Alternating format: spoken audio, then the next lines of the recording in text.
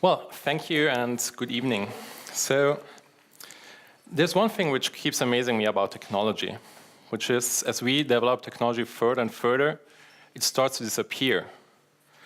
It becomes a part of our general environment and we don't recognize it as technology anymore.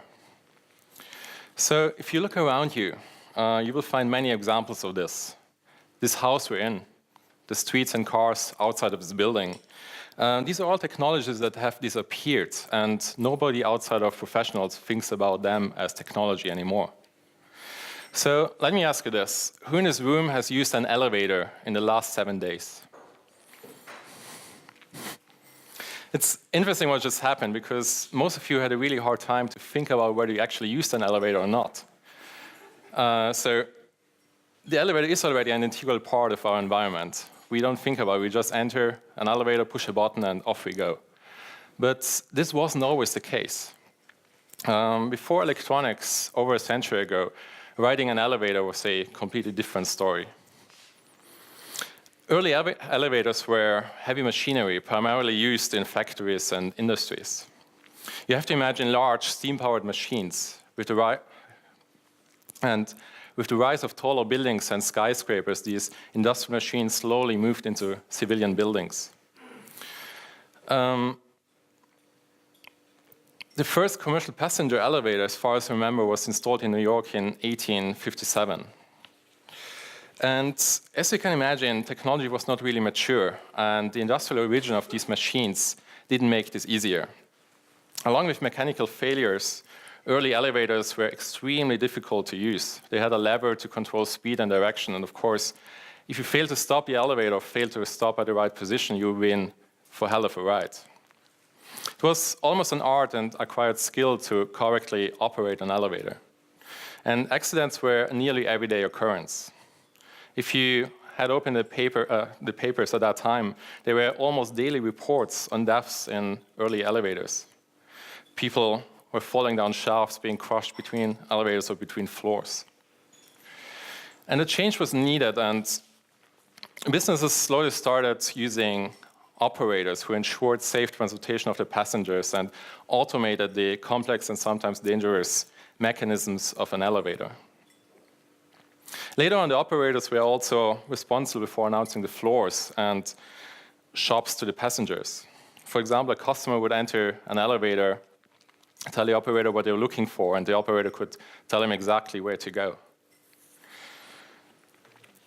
And this brings me back to my initial remark. As long as technology is not fully integrated in our environment, a human factor is needed which eases us into the interaction with that technology. And this takes time. As professionals in the computer industry, we love discussing the latest JavaScript frameworks, CSS pre- and post-processors, and our front and back-end architectures. As designers, we love to talk about the presentations of our websites. And as business people, we love to talk about our products and services. But in all that mess, we forget about the human side in our websites. We are focusing too much on technology, on design, on business, too much on ourselves, and too little on how our products and services can actually help our clients solve their problems. We're basically presenting an empty elevator shaft and telling our visitors to jump. What is desperately needed, though, is a human connection in our website, a kind of elevator operator who helps our visitors to get from point A to point B. So, what are websites anyway? To me, websites are processes. Let me explain. All websites sell something. Whether you're selling an actual product or service, or you're doing outreach, or just share your ideas. And simply buying a domain and putting some stuff up there is not enough. So compare it to a real person. What if your website would be a real person? Akin to an elevator operator. What would be their tasks and responsibilities?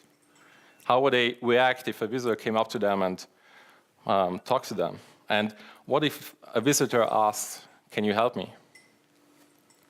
And I think the main reason why websites fail is exactly this. They fail to answer that simple question. And we're not talking about technology here. This is more about user experience than anything else. It takes time to get visitors interested and willing to buy our services and products, but this is a process. Ask any sales professional, you'll find an efficient, tested process they stick to. And we can do the same with our websites, completely automated and scalable. It's important to note that the only goal of each step in this process is to help our visitors to get to the next step. And this is not about you. This is about how we can help our clients. Now, let's have a look at this process in detail. It starts with strangers coming to your website. And this is no longer about optimizing your website for search engines, doing SEO and all that kind of stuff. It is about optimizing your presence across the web and, above all, your presence in the real world as well. So maybe they found you on Google, but the more likely version will be that they heard your name somewhere else. Like maybe they saw you at an event or got your business card, read an article by you, or something else. They have a look at your website, and in case they're interested, they want to learn more. Now, let's have a look at the perfect landing page for that. The only goal of this landing page is to get your visitors into your process. And as such, the whole page should build toward and supporting a call to action. Please don't focus on design here. You can't see that much, right? But I will talk about the individual elements, which you can't see that well here. Anyway, just to say, it's not about design. It's about having certain elements in this page. You should have a headline on top, which states the big expensive problem your clients have. This should act as a hook to get your clients interested and to read on. Next, you can go into detail and state the actual problem they're having into more detail. Flip it upside down, talk about how would the world look like without a problem. And only after you did all that, you can talk about your solutions and how they actually help your clients to get from today's painful world to tomorrow's pain-free tomorrow. Now comes your big moment, the CTA, the call to action. It's the most important element on your page. The whole page builds upon this item. And by now, you should have convinced your audience that your products and services are the right solution for their big, expensive problem. And of course, you can't sell these directly, so you opt for a mutual value exchange. And this can be a small form, like to exchange an email address for a free report, a phone number, or a small contact form, or similar. And I put on the right-hand side, unfortunately you can't see it here, some testimonials and snippets of your latest articles, talks, or other content which helps you to establish yourself as an authority in your domain. And finally, you can end your page with a lead magnet, like a free email course for people who are not ready to buy yet. The reason we do aim for call to action, and we build the whole landing page like this, is that your audience might be convinced that you are able to help them solving their problem, but trust and connection is still missing. And as people normally only stay a very short time on your website, we can extend the conversation, nurture the connection, and exchange value by moving it to a different medium. Now, this might sound complicated, but it's really not. It comes down to a mutual value exchange. And this can be many things, like you give them a cheat sheet, an email course, a white paper, a short ebook, or similar. And it doesn't have to be that big. It's enough if it saves 10 minutes of their time, for example. But this will do wonders in establishing your authority and eroding any trust barriers your clients might erect. And lastly, by giving away valuable content and helpful tips, you establish yourself as an expert in your domain. Only now you have all the ingredients to make a successful sale.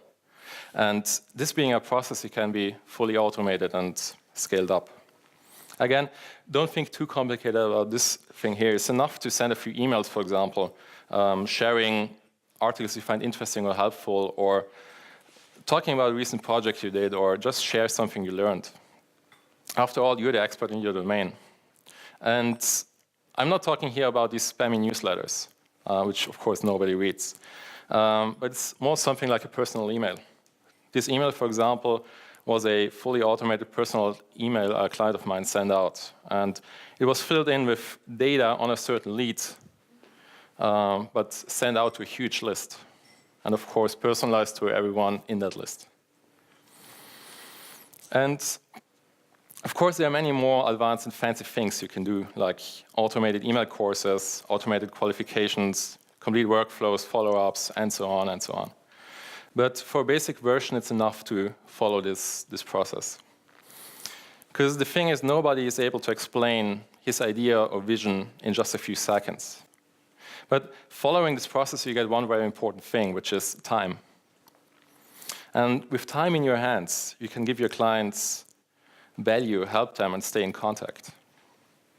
It's important to see your website not as a static thing somewhere on the web, but as a part of your sales and outreach capability, as a process. Only then you will be able to interact with your audience, your visitors, and be able to help them to solve their problems. Thank you.